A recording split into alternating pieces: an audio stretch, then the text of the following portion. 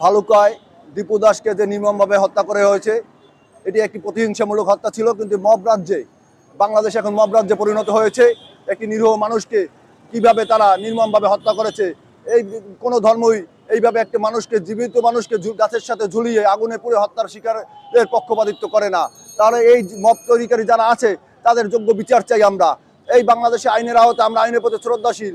বাংলাদেশের স্বাধীনতার যুদ্ধ ৭১ জুলাইয়ের আন্দোলনে এখানে কোনো হিন্দু, বৌদ্ধ, খ্রিস্টান, মুসলিম ছিল না। আমরা সকলে একত্রিত হয়ে কাঁধে কাঁধ রেখে আন্দোলন করেছি।